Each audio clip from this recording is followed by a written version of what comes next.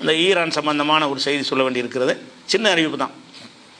அதான் இப்போ வந்து அவர் காமினி வந்து என்ன செஞ்சார், கொல்லப்பட்ட உடனே இதில் வந்து சில பேர் என்ன செய்கிறாங்கன்னா, சில பேர்னா யாருன்னு கேட்டால் அந்த சவுதியில் சம்பளம் வாங்கிட்டு வேலை செய்கிறாங்கல்ல, இந்த குரூப்பு சவுதிக்கு அடிமை, மாதம் மாதம் 1 லட்ச ரூபா சம்பளம் வந்துடுது அவங்களுக்கு.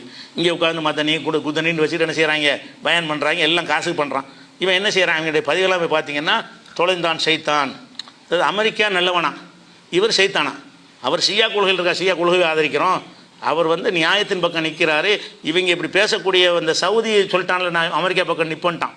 சவுதி வந்து அமெரிக்கா பக்கம் நிற்பேன்னு சொன்ன உடனே இவங்கெல்லாம் என்ன செய்கிறாங்கன்னு கேட்டால், தொலைந்தான் சைத்தான் கதை இதோடு முடிந்தது அப்படின்னு சொல்லி இவங்க மட்டும்தான். யார், இந்த மதனி சவுதியில் சம்பளம் வாங்கிட்டு வேலை செய்கிற அந்த குரூப்பு, அவங்களோட சப்போர்ட்டாக இருக்கிறவங்க மட்டும்தான் பதிவுகளில் நிறைய போட்டிருக்காங்க. எனக்கு அனுப்பியிருக்காங்க ஒரு 25 பேருக்கு மேலே.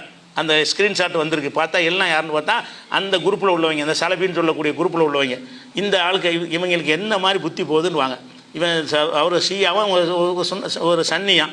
அப்போ சன்னிக்காக நான் வந்து இப்போ பாலஸ்தீனில் அடி வாங்கினாலும் யார், பாலஸ்தீனில் வாங்க ஹமாஸ்லாம் யாருன்னா ஷியாவா, நீ தானே உதவி செஞ்சுருக்கனே.